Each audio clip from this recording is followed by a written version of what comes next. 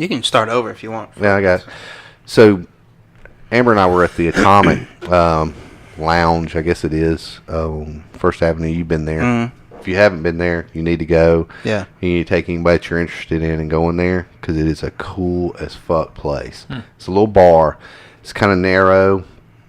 All 70s decor. You know, it's just a really relaxing place. It's a great place to take a date. It's not. I don't think it's a great place to try to meet anybody per se. Right. But if you got a little honey, you want to just kind of sit and be real chill, kind of get her warmed up for the later part of the evening. Perfect place, man. I give it all the props I can. So while we were down there, was this guy walked up, well dressed guy. His name's William or Will, excuse me, and he's a marketing guy for. I don't know if his firm does just for Southern Research, but he was doing a thing for Southern Research, and he was like, hey, I want to buy you a drink, you and your lady, and he says, but shows us his like card. It's almost like a little index card, and he says, go here and check it out. If you guys can, or if you tell anybody, if you can give $1 or whatever, $5, whatever you can do, we're trying to raise money for Southern Research. And I happen to know what Southern Research was because I worked for a company that we did material handling. We did low profile belt conveyors, drag conveyors, did all kinds of stuff like that. And this was about pushing 15 years ago at the time. And I made one of the slowest fucking low profile belt conveyors I've ever made in my life. And he was really kind of taken aback by that because Southern Research they don't advertise a lot. They're just a research center. They've been around for like 70 something years in Birmingham. They do cancer, they do stuff. I think they got a bad pushback at one time during the late 80s, early 90s because they do research on animals. So, all the PETA type people were kind of on them, and I may be lying about that, but my memory says that happened. So they always really try to stay hush-hush. Mm-hmm. But anyway, they were doing, they had some event going. They're doing like a big dinner, that you can pay $75 a person for.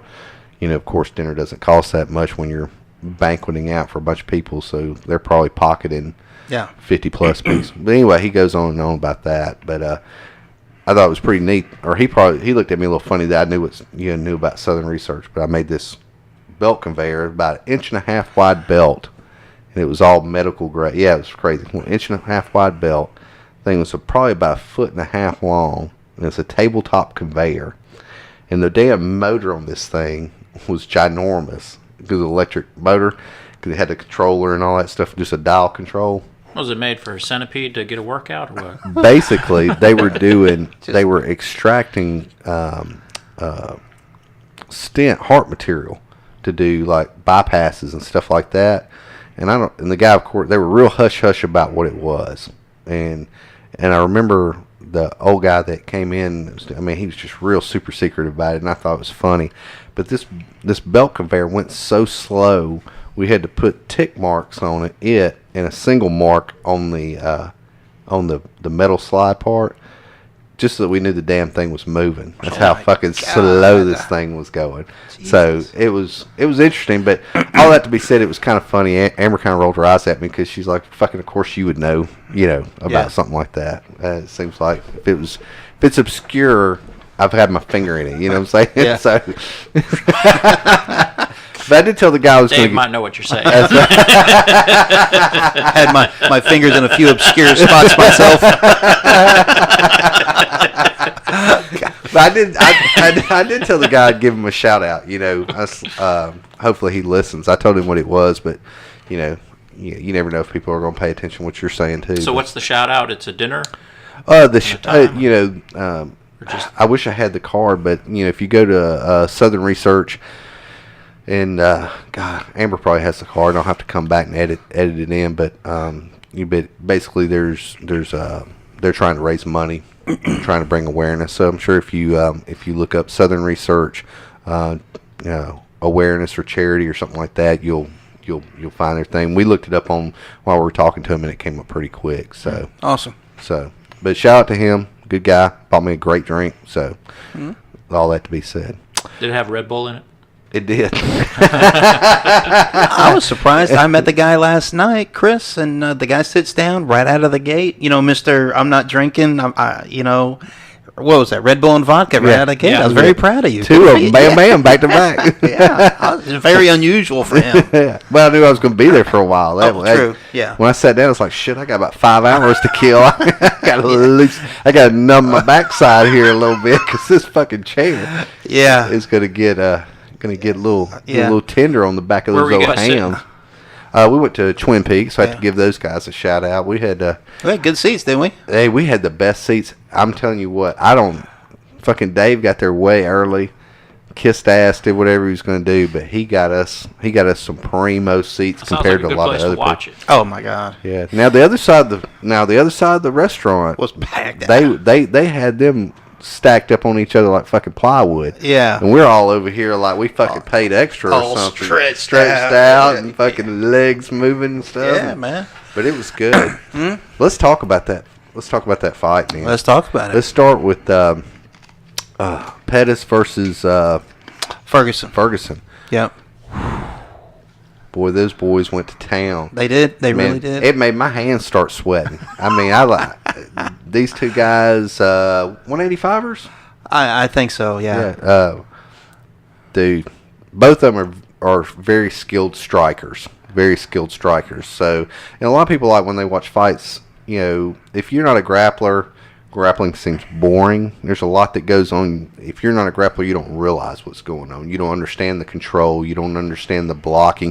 It just looks like two guys sometimes are just laying on each other. But there's a lot of shit going on. You Yeah, just I have to believe be experienced.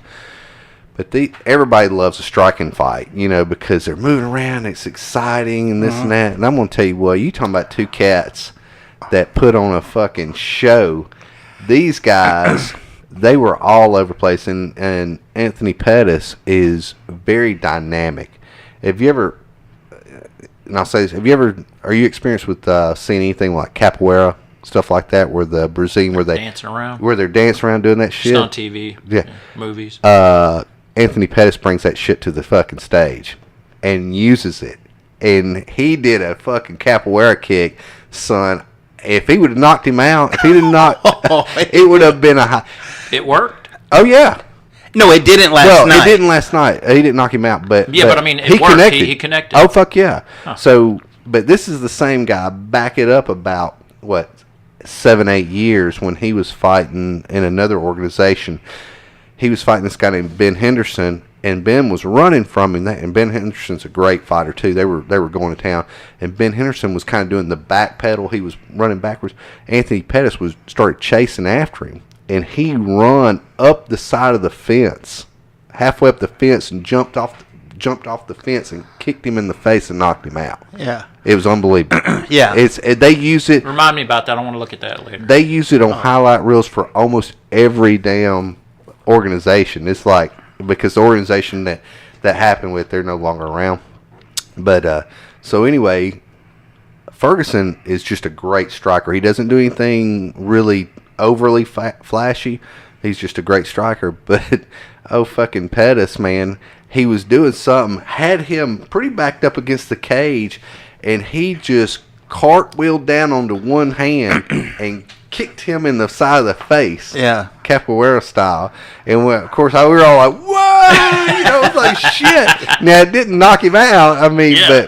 but he did it. He was just all over the place, man. Cartwheels, flips.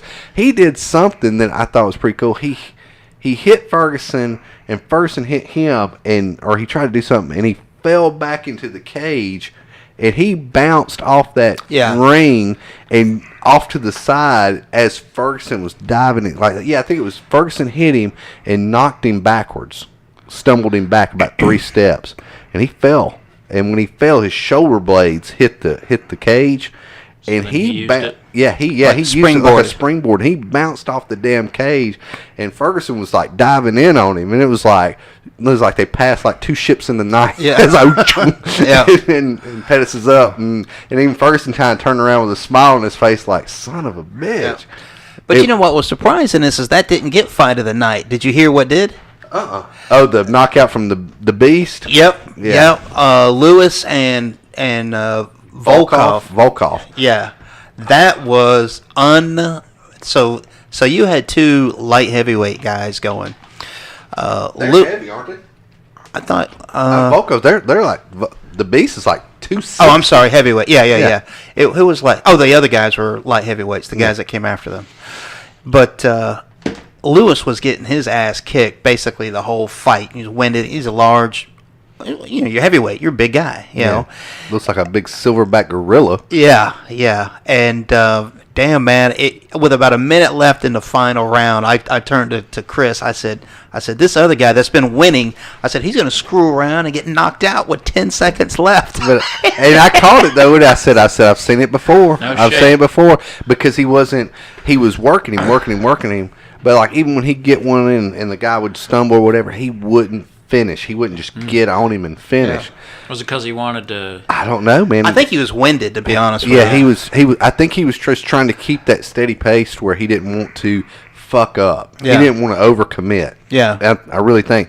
But this dude that he was fighting, I can't remember his name. But Lewis is the last name. Lewis, but they call him the Beast. Yeah. Dude, he looks, no shit, just a monster. And I kept noticing he was just kind of pacing himself. He was taking the hits. And then the guy was peppering him with jabs and crosses, but nothing overly done. But every now and then he just throw that heavy right hand, and he'd miss. And Dave, made that comment. And I said, yeah, I've seen it, man. You could see that he was storing his energy. He was storing that energy. And sure enough, man, guy got in close, and he reached out. And a lot of people that don't know striking, your fair weather fans that don't ever train or whatever, if you ever see a guy reach out with his jab hand, whether it's right or left, depending on if he's a righty or a lefty. Measuring? Yeah, Yep. He's measuring. If he just reaches out and touches you, he knows if I could touch you with my left on my jab hand, I can hit you with my cross. And he did. He reached out and he touched that motherfucker. Because the guy had his hands up, and he touched that motherfucker on the wrist. And as soon as he touched, big overhand right down the middle, and just spun that dude's neck about 3/4 of the way around. Yeah. And that was all she fucking wrote. Oh, he went down and got on top and gave him about 3 more. And I mean, he was done. Man. But that's what he did. He finished. When he knocked him loose, he got on him and stayed on him because he knew there was no fucking chance in hell he was winning the decision. Yeah. And so did you see? It was so rope-a-dope, huh? Well, that was pure. That wasn't rope-a-dope. That was pure. Dude, if I don't do this, I ain't winning. Right. It was sheer fighting for my life. Yeah. Sheer fight or flight, man. Yeah. He's like, I got this is it. This is my one and only opportunity. He won. I mean, it don't matter if you can get your ass kicked 5 rounds if you want to, but if you that last 10 seconds, he was on it, man. So it was so loud. I know it was hard to get any audio in there, but did you hear? I did hear the post fight. So Joe Rogan interviews this guy after the fight, and he takes his pants off, his fight shorts off. And Joe goes, why would you take your shorts off? Now, to clear the air, he's got on like bike shorts, like Under Armour shorts. Yeah. I mean, he's not naked. He's not naked, but he pulls his. He's over there. He's a big guy. I mean, he starts pulling his fight shorts off. And Joe goes, so why'd you take your shorts off? He goes, because my balls are hot. I'm like, what the? It's just and Joe goes, I understand. he goes, and the clip is funny. It's over and over. The one I watched, it's like they had it on repeat. Oh, because my balls are hot. He's a big guy, man, big black guy. Got that deep baritone voice. Because my balls are hot. They just kept it on repeat when he said that. Well, whoever made the little clip there, because my balls are hot. And Joe's like, I understand. Yeah, like, didn't even faze him. Yeah, but all right, then Kahbib Conor, right? So listen, I don't know if you've ever seen Kahbib fight. He's a wrestler. He's like a top wrestler. You wrestling bears as a baby, you're a badass wrestler, which is how he was raised up. And he just basically got on him. And I told Chris, I did not expect, but he shot in on Conor in the first 12 seconds. Yeah. He was in, had him tied up and down, quick. And it was just an absolute mauling, for much of the fight. And he's when you have all the different fighting styles, and I've had this conversation many times with many different guys that do many different things. You know, you have your strikers and you have your grapplers, and I'm gotten to the point in life, I don't like to say I like jiu-jitsu, which I do jiu-jitsu. I don't like to say I'm a wrestler, because I do a little bit of wrestling. I like to say I'm a grappler. You know what I'm saying? Because I think a good grappler does a little bit of everything. But Kahbib is a wrestler's wet dream. I mean, because you get over the years since the early 90s when UFC first came out, this what made Brazilian Jiu-Jitsu or Jiu-Jitsu explode, and that's why it got so fucking big. These guys were doing pulling off these amazing different moves with jiu-jitsu. Well, wrestlers catch up. Wrestlers are smart, and they catch up. They understand, okay, well, I'm not going to let this dude do that or that dude do this. I'm gonna shut it down. And a lot of good wrestlers are just really good learners. And I train with a guy that's a great wrestler, and he had zero fucking jiu-jitsu experience, but he's so smart with wrestling, he's picking up jiu-jitsu like, So all these guys like Kahbib, who's wrestled since they were a kid, man, their fucking game's on point, and they know how to shut that shit down.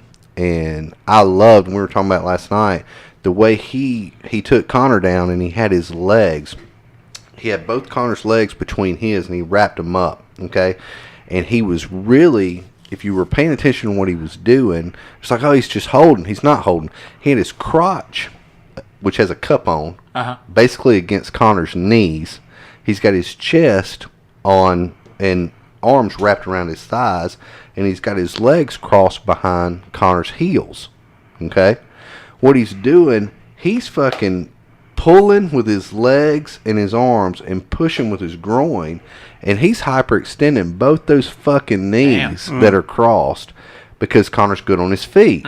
So he's wearing this motherfucker's knees out, and people don't realize what he's doing. And that's my perspective of what was going on. Somebody else might tell me I'm full of shit, but he held him for a long time. He had him on the ground, and he was just cranking and cranking those fucking legs, hyperextending those knees like a knee bar. Well, shit, man, by the time you get up, you have this monster fucking, raping your knees. You get up, you gonna move like you can. Right. You don't have that little spring step. You don't have that. You're not. And if you notice, when Conor did get back up finally a couple times, he didn't dance around too much. He wasn't hitting the angles and stuff like that. He was very linear, trying to stay in one spot. But and then of course we know about the melee afterwards.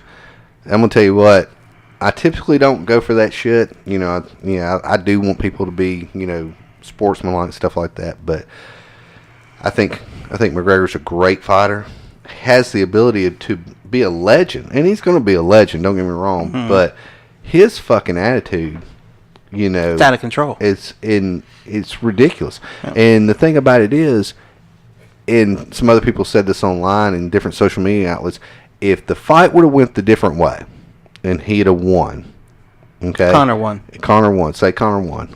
He would have went over there, showboated. And been doing this and doing that, and everybody would have fucking applauded him. Yep. They would have rejoiced. There'd have been this, there'd have been that, and but everybody's like, Kahbib, after the fight was over, he kind of was over him for a second and walked away. And I don't know what's going on. I have to watch. I'm sure more video come out, but he pointed over to Conor's, corner, and I don't know what that cocksucker did on Conor's team. But whatever he did, lit him off. Yeah. And he went through that thing. And I can't remember. Now I really have to remember, did he go through the door or did he go over the cage? He went over the top. Yeah. Because I knew the door was open and it was right there. I couldn't remember if he rounded the cage. But anyway, so boom, he's in the fucking crowd where the corner is. And I know he come off the top. There's a platform that's around the cage. And it's about... Right there? Yeah. That's him. That's him coming off the... Him attacking that guy in the white hair. Yeah, and that's Conor's wrestling coach. Yeah. The guy in the white hair on the ground. And so, dude, he he come off that thing, and he was throwing hands, dude. He was all on that dude. But that guy, that little cocksucker right there, and I hate to call somebody I don't know a cocksucker, but obviously you can't. There's one thing to hype a fight, but when you start talking about people's family, yeah, and you start talking about people's religion, and you start talking about people's home country, just because we're a bunch of bitches here in the last 15, 20 years and super soft, let's don't hurt everybody's feelings, there's other motherfuckers you can't say that shit to. They're going to fucking take that shit personal. And he said it in his post-fight interview. He's like, you talk about my dad, you talk about my religion, you talk about my country, you talk about this, and he goes, I know my dad's going to smash me when I get home, because dad's, when he goes back to Russia, his dad will be proud, and he knows that his dad's going to hold him accountable for losing his shit. He goes, but hey, yeah. He goes, what do you? But see, a lot of people don't. It's funny how people have a short-term memory. Conor jumped the fucking cage at Bellator in Ireland. He was there as a guest. Doesn't fight for that organization. But one of his boys were, and something went down. I don't know what happened, but I think his boy lost. He jumped the fence, or jumped the cage, got in there, and hit the ref. Like smacked or shoved or did something with the ref, and they had to break it up. But, okay. And then, we're not to even mention what his coked out ass did to the damn bus. Right. And if he's a fucking liar, I'll tell him to his face if he wasn't jacked up on something. You don't get that passionate and start throwing fucking hand trucks at buses if you're not jacked up on something. Right, absolutely. I mean, it was too over the top, man. But now I will say this: Dana has even said that he treats Conor different, and that he's the money maker. He draws money. Yeah. But I think that has to come to a close now after all this. Yeah. I mean, it's too much. You're just going to let this guy disrespect the whole world, the sport, the organization. He's not a good representative. I mean, hell, the way he runs his mouth, drinking, and just acting a fool at press conferences. You can do showboating to a level, and you can trash talk to a level. Like he did one where they had all the fighters. I can't remember which UFC it was, but remember they had him in like a bleacher style setup. Yeah. And he was just running his cocksucker to everybody. Yeah. He did it in such a way. Even some of the other fighters were kind of laughing about it, because it was funny. He was being funny, and he was just talking about all kind of shit, But he didn't take it too far. Yeah. But there is a point when you take it, when you get the fans wanting to fight each other, right? You've taken it too far. If you get it to where your supporters are so passionate that they want to fucking fist fight with other supporters of other people, that's not showing. You're killing the sport at that point. You know what I'm saying? Which is what happened last night. Yeah, but what's funny? I did not know this until I was watching some stuff this morning. Brandon Schaub called it on Joe Rogan's podcast. I didn't know that. About less than a week ago. It's you can find it online. They told me Brandon Schaub was talking to Joe Rogan. And this is on the podcast well before the fight. I don't know how many days or how many weeks, but he basically said, he goes, I don't want to go to that fight. He goes, and Joe's like, really? And he goes, yeah. He says it's gotten too big. He says, and he called it. He says, no matter who, he goes, you're going to have either the Russians or the Irish pissed off at this fight, and it's gonna be out of control. And he goes, I just don't want to be there. I don't want to be there. And I thought that was amazing. I had not seen it till this morning, and then Joe Rogan had posted the clip. Really? And he just posted the little clip for where Brandon Schaub. If you don't remember Brandon Schaub, he was a UFC light heavyweight. Yeah, light heavyweight. He was champion for a while, wasn't he? Yep. And we're talking about a big motherfucker that can take care of himself, and he's like, I don't need that stress. I don't want to be, because obviously he would be in the crowd around the.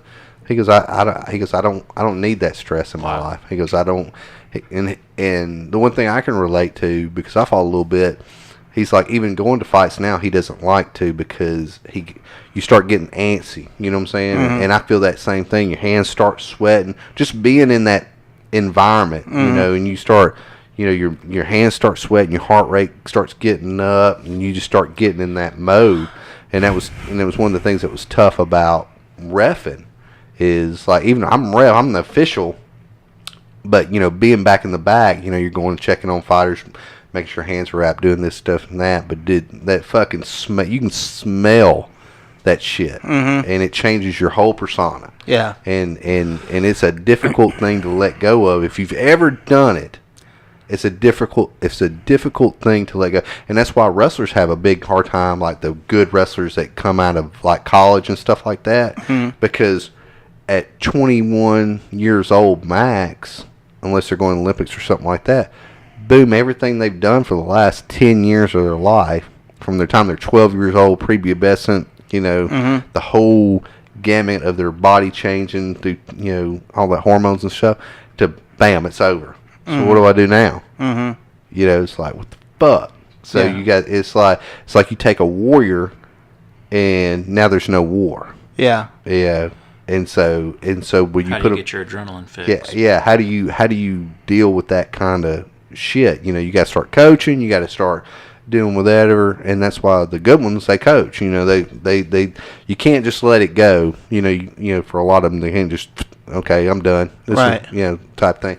So Brandon Schaub was hitting on that too, and I knew exactly what he was talking about. And I can imagine him being like a comedian. Can you imagine him being a comedian that had a great following, and then one day, for whatever reason, you're not doing it anymore, and then you just go try to watch a show. You have to have that. You know, you start getting antsy. Yeah. You know, you want to go back to the green room. You know, you start pacing like a cat a little bit. You know, those nerves start kicking in. You know, you start doing that stuff. You know, it would just be. But he called it. Brandon called it. I'll go back and listen. That's interesting because, you know, in hindsight, now you look at it, you're like, well, okay, I can see how it would happen, but to call it in advance, because everybody I knew, I mean, they would have killed to get a ticket to that thing, you know. And then you got one guy that. He straight up called it. Yeah. Straight up called it. I couldn't believe. And even Joe had that same look that you got on your face right now. He was like, "Really?" Yeah. And Brandon's like, "Yeah, man, it's not going to be good." You know, he basically said it was not going to be good.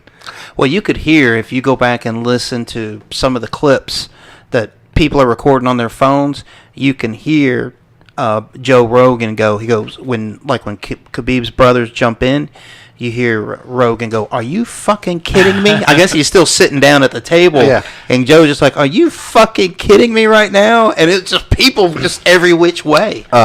And he called it on the thing. They were playing some of the clips when I was watching on some online stuff this morning. You know, Joe called it too. He goes, worst security he's seen in a while. Really? Because Dana was going on about it. It was the heaviest amount of security that they've ever had. It doesn't matter how many people you have.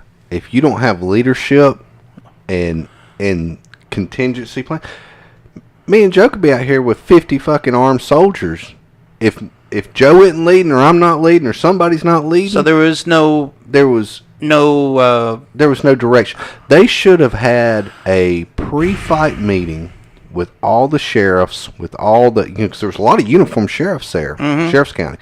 They should have had a huge pre-fight meeting and said, "Look, this fight is a fucking personal one, and we're not just bullshitting and building it up. This is us talking to you specifically as law enforcement.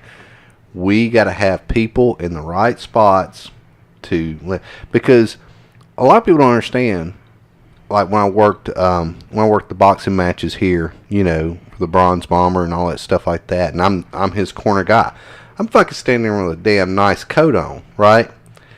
And I'm here to keep people, you know, somewhat under control.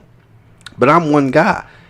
And those guys in the athletic commission, you know, the big guys you see with the maroon coats and stuff on there, they're there to keep me and you from beating the shit out of each other. Two fighters, you know, we're talking, you know, they're there. But they're not capable of keeping 15, 20 motherfuckers coming over the damn walls. You know what I'm saying?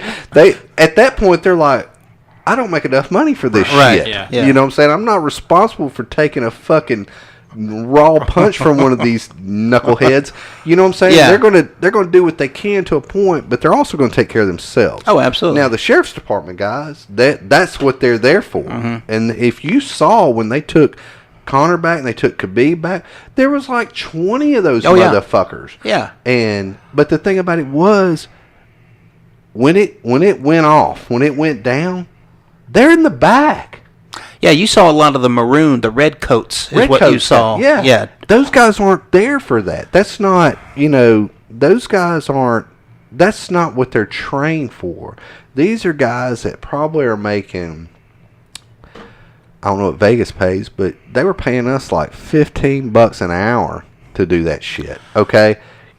Hell, these guys probably did it just because they could get a free ticket to the fight, Well, there are a lot of people that, for athletic commissions on that level, they do it as it's like an usher for a concert, and athletic commission here in the state of Alabama, I'll call them out. The refs, we got paid fair. We really did. I mean, for coming in, that was a pretty good gig. It kind of got too political, so I got out of it and just kind of faded away from it. And I really enjoyed doing the 2 boxing matches that we had here, because, dude, I mean, one, I'm in the fucking, I'm in the corner, and then one of them I'm sitting on the fucking side, so the absolute greatest seats in the house I would have never been able to afford, ever. I mean, I couldn't imagine what those seats would have cost me if I said, hey, I want to sit on the fucking canvas edge right here while these 2 motherfuckers beat each other out, so, and I mean, I don't even know if I got paid for that, to be honest with you. So what you said is absolutely right. There's some guys that'll do that stuff just to be in the mix. Yeah. You full circle that back around, you get some of them guys are a little older. You know what I'm saying? I'm not saying that they can't take care of themselves, but they're also a little older, a little smarter. I'm not taking a fucking ass whooping because of these fucking clowns. Right. They're out there fucking spin kicking each other and goddamn whirlwinding. They're going to be like, Sheriff's Department, please. Sheriff's Department, could you please find your way to the cage? Right. But you're right, though. I mean, they should have probably had them up there closer, tighter. You know what I'm saying? Not hanging out in the back. At least a couple. Yeah. At least a couple. I'm not saying it should have been. Now, I know what it probably boiled down to is they didn't want to make a spectacle of it. You get a bunch of uniformed cops all around, then everybody's going to say nothing went down, right? It's easy to say when nothing goes down, oh, well, UFC kind of got they went a little overboard with all the cops around everywhere, you know what I'm saying? They're fucking all around the stage like it's going to be a war. Nothing went down, blah, blah, blah. Everybody's going to say, jerk off to that. But, again, the flip side is you didn't have that. And these motherfuckers went full savage on you. It was great. We have to show it to you, Joey. You'll be like, what the fuck? It was awesome. And when Khabib's brother came over, again, he wasn't just making fun of Khabib's dad. You're making fun of my brother's dad. You know what I'm saying? So this motherfucker, he's a big, tall son of a bitch, too. All the commotion was going on over on one side of the cage. Khabib's brother ran around the back side of the cage, jumped over the backside, and just fucking clipped fucking Carter didn't see it coming at all. He hit him. He flanked him and just come around and bam. Yeah, well, it's actually 3 guys that got on Conor. Yeah. So but I'm just saying. Yeah. Khabib was just by himself. Yeah. That big tall motherfucker. That cage is pretty high, man. Yeah. His head was. He's like. He was over that thing like it was nothing, man. He was over. He was like wearing regular clothes and shit. So I mean, he was like in blue jeans and a shirt and stuff, and he come over that cage like a fucking man. Yeah. Oh, it's a wild video to watch. Yeah. So, but to really get the full effect, I mean, it's too bad you had to watch it. If you watched it live, you would have been in shock with everybody else. Just be like, what the hell, So. Yeah, that was a good environment at the bar last night. Oh, yeah. Well, Dave and I, passively, aggressively, we talk about fans, and I'm glad that there's lots of fans of mixed martial arts. I really am. Problem that you run into is you got fair weather fans. People that they enjoy the sport, they enjoy watching the excitement, but they don't know what the fuck they're talking about.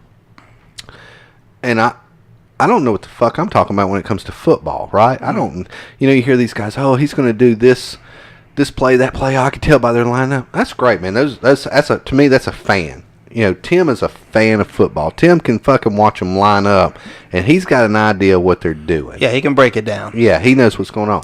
I watch football. I'm like, oh my God, did you see that run? That was awesome. Yeah. You know what I'm saying? It's like watching football with my mother. Right? Yeah. Exactly. I mean, I've never been that guy.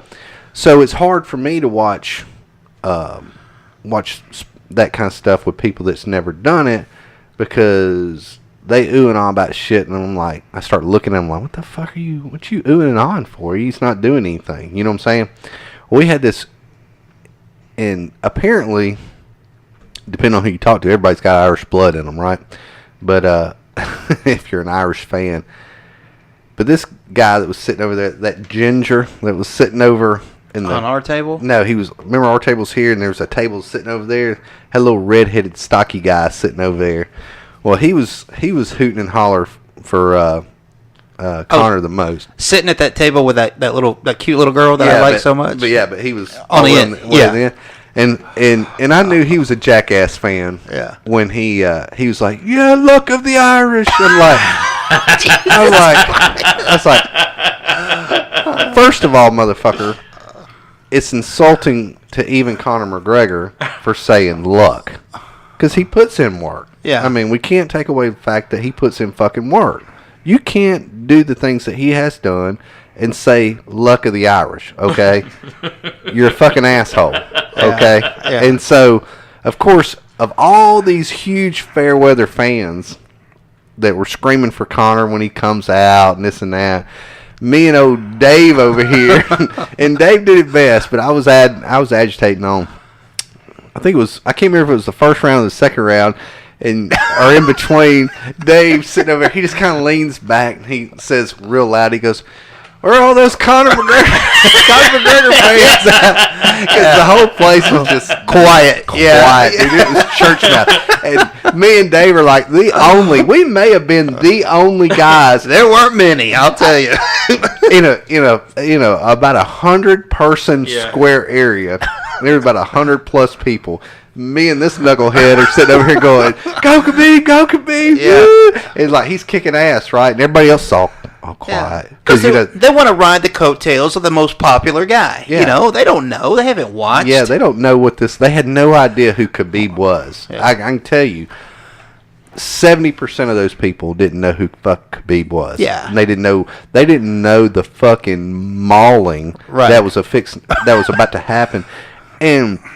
Again, Connor could have knocked his ass out with a good left hook out of the gate if he wasn't, if he didn't protect himself. Mm-hmm. And we would have been sitting there all quiet. Yeah, we would have sat there going like, fuck, But Kahbib is a fucking sportsman, and knowing, just like in any sports, whether it's football, baseball, whatever, I know they probably watched hours and hours of tape. They probably watched every fight Connor's been on.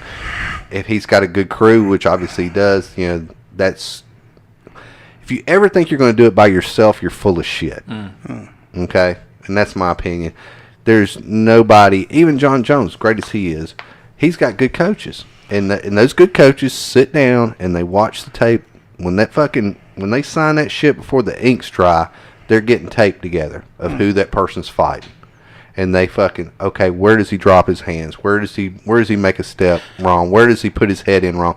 And I'm telling you, they probably watched everything they could about Connor. And so, which Aldo should have fucking done. I don't know what the hell was going on with that. That was crazy. We can get into a whole thing on that alone. But I'm sure Aldo hasn't had a decent night's sleep since that fight. He's second guessing everything. Yeah. Well, he fell off the map. Yeah. I mean, it was terrible. But I'll tell you, and not to take anything away from Connor, because he has very good coaches. Kavanaugh, man, out of this world. So it's absolutely not just the fighters. They are the one that execute. Yeah. But man, oh man, John Kavanaugh, incredible. You know. But here's the problem is when you get too big, when you start believing your hype. Yeah. All that shit you start talking, all that trash talking, all that stuff.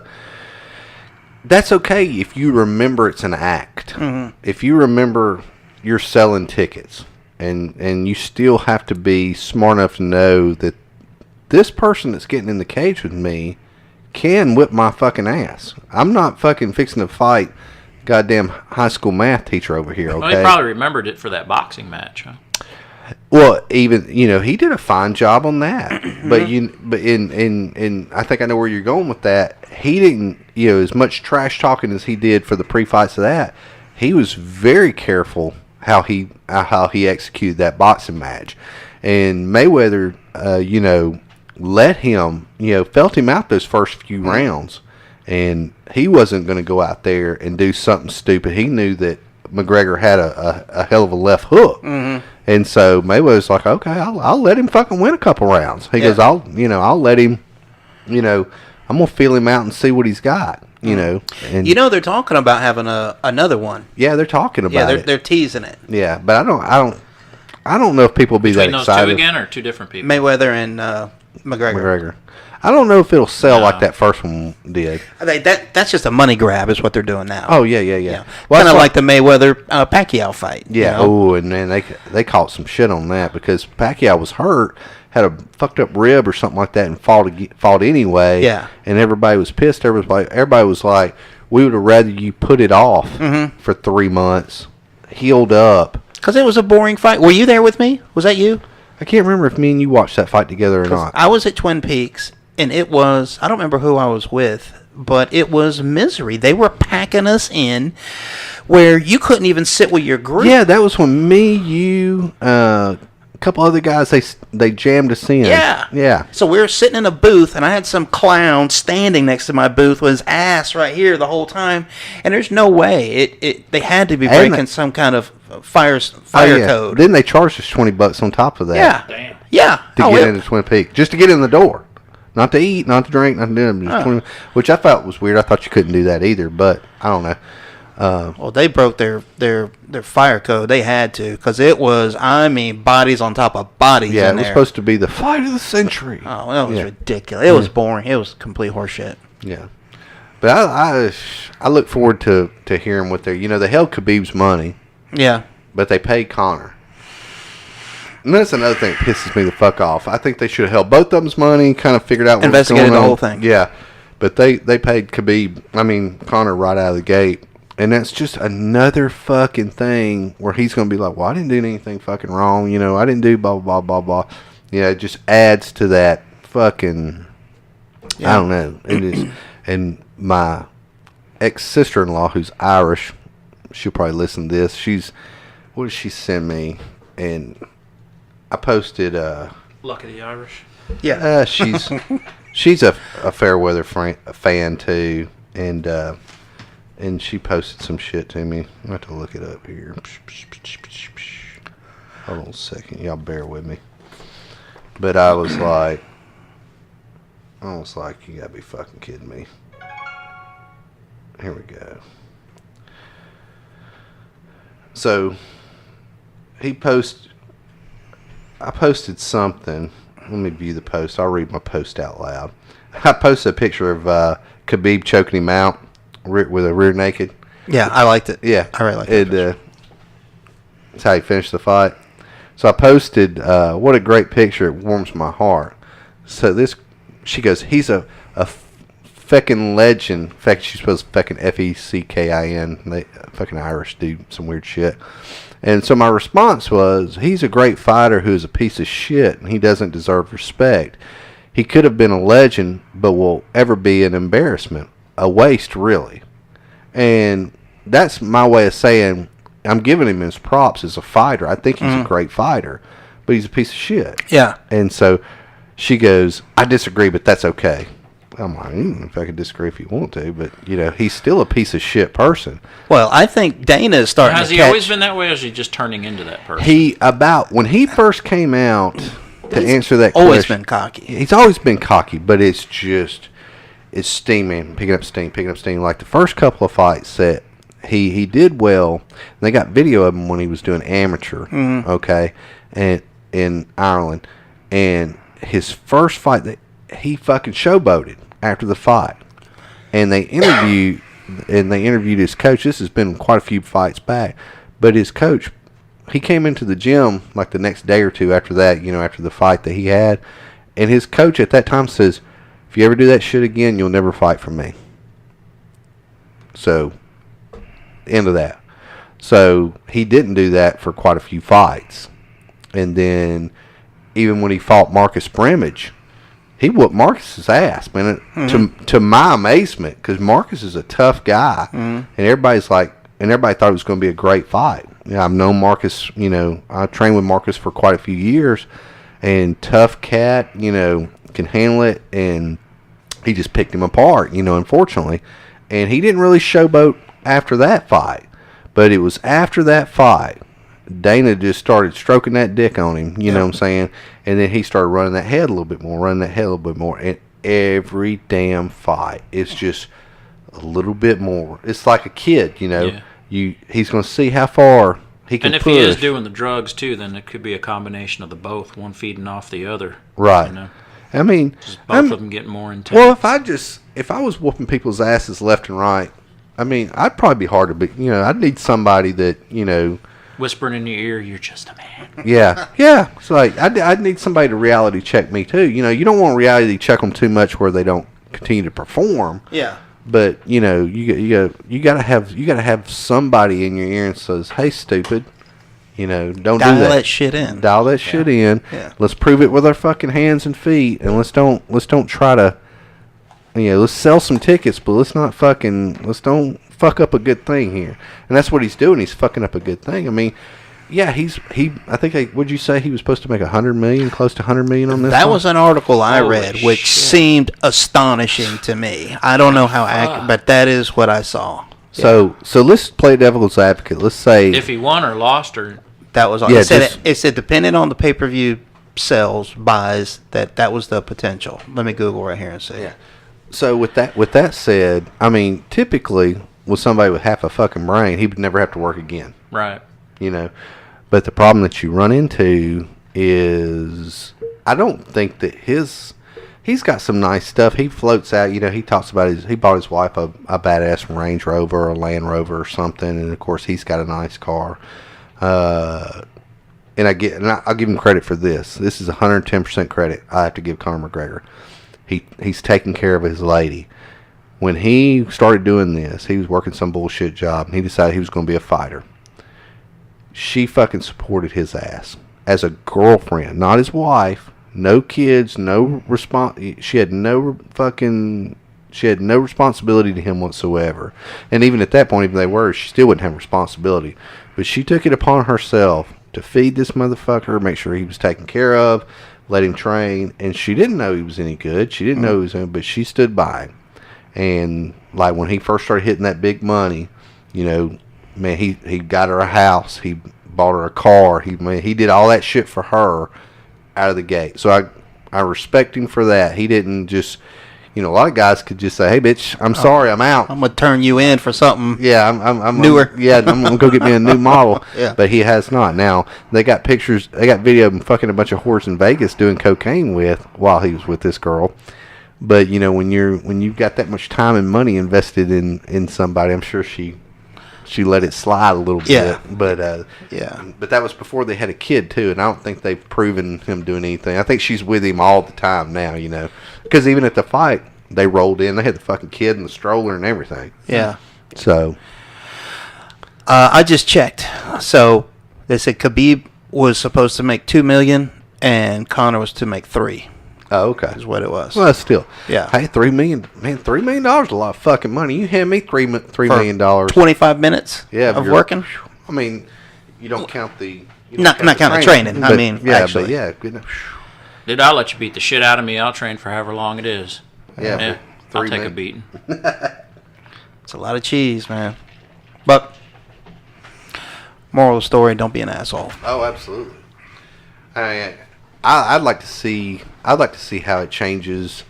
I would like to see how it's going to change a lot of these press conferences and these weigh-in show-offs, Well, it's like even Conor kicked this motherfucker. He actually kicked him. He slapped his hand and then tried to kick him. Tried to kick him at the weigh-ins. It's just so stupid. Right. Yeah. So you're going to get mad at this guy when he finally fucking loses his shit and starts ravaging, the fucking... that team, and they're fucking taunting him from beginning to end. Mm-hmm. Just taunt. Hey man, I'm with him. I stand with him. I'm with you. Yeah, that's like I I laughed. I was like, fuck them. Yep. Because John Newland, if you're listening, John, I know you subscribe. He posted some sportsmanlike stuff online last night, and I had to. John and I pretty much agree on everything about this kind of stuff, but he was like, "Oh, it's unsportsmanlike." John, I couldn't agree with you on this one. I just couldn't do it. I had to fucking go against you. I think there comes a point when we have to realize, as human beings, there are laws, there's things in nature, but you got to understand there's a point when we fucking push. Yeah. We're gonna go fucking prehistoric, okay? Yeah. We're gonna go Neanderthal in your fucking ass, and rules be damned. And I think that's the biggest problem that a lot of people have. We have a wonderful world as a majority because we have a lot of rules in place that keep us from doing stupid shit, but sometimes rules enable motherfuckers to be an asshole. Would you tell that motherfucker what you told that motherfucker if it was just you and him in a room by yourselves? Right. Okay. Exactly. Would you be willing? And maybe you are. I'm not saying I'm not calling anybody a bitch. I'm just saying you got to think about what I say to you. I have to be willing to say to you, me and you in a room privately. Yeah. I have to be if I can't be a badass when Joe's standing here in between us. Right. And hold me back, Joe, hold me back. You know what I'm saying? Yeah. So I'm saying I gotta be willing to say, okay, if I say this to Dave and it's just me and him, this motherfucker might try to pull my throat out. But and that's what they say. They say a lot of times, a lot of fighters, they see Conor in the back, and they said he's very quiet. You fucking ain't right, he is. He don't say shit before the press conferences. Very, very reserved, quiet, don't say nothing. They said he's two different people. Yeah. And that's the amazing thing. That's not amazing. That's fucking right up what I'm saying. Well, yeah. That's not amazing at all. The fucking thing that was funny, did you ever see the video where he said something smart-assy to Tyrone Woodley? Oh, yeah. And Tyrone Woodley looked over at him like, I will eat you for fucking breakfast. And if you don't know who Tyrone Woodley is, it would be. He's a higher weight class. I think he's light heavyweight. Yeah, he is a fucking man. Yeah, son. I mean, my heart would probably be out of my chest if I had to fight that dude. I would try to kill him because I'd be that scared. You know what I'm saying? It's just, I would be on him. He would think that I was fucking wigged out on something because I would not give him a breath. He's such a man. I'd be all over that motherfucker and just praying I knocked him out so I could get the fuck out of it. Yeah, well, and that was the thing. It got brought up of him fighting Tyrone at one point, and that was a very short conversation. Yeah. Because, Tyrone would just absolutely... There's no way Dana would have let that happen. No fucking way. No, he would have killed his money ticket, Yeah. But I'd buy that one and watch it over and over. I'm like, Dave, you gotta record that shit. We'd be watching an execution on that night. And that's they don't give Tyrone fucking any credit, man. It's because Tyrone Woodley, I don't know if you're familiar with Tyrone Woodley, he's a black guy, just fucking chiseled, dude. He looks like we all want to look. Okay, and very quiet. Fucking stone cold killer. You just look at him, and I don't think I've ever seen him just really disrespectful or anything. He's just he's one of those guys. He's like, hey man, we're gonna fight. Let's, he don't want to talk about it. He just wants to get in the fucking cage and fight. And this one girl I know, Kim, she's a Diaz fan. Both the Diaz brothers, and they were talking about Nick and Tyrone fighting, and she's like, "Who do you think's got Chris?" I'm like, Nick's a great fighter, but that fucking dude's a bitch. She got so mad at me.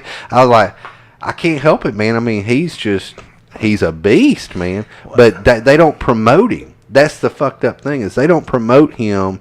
And he's called that out. Yeah. Yeah. He's just like, he's got the belt now, doesn't he? Yeah. And it's like, they don't even do promos about him. He's a fucking champ. And you wouldn't know that he was the champ. Yeah.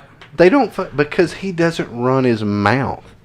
You know what I'm saying? He doesn't he doesn't sell tickets, unfortunately. Yeah. But if you got a fighter that's good, he doesn't sell tickets.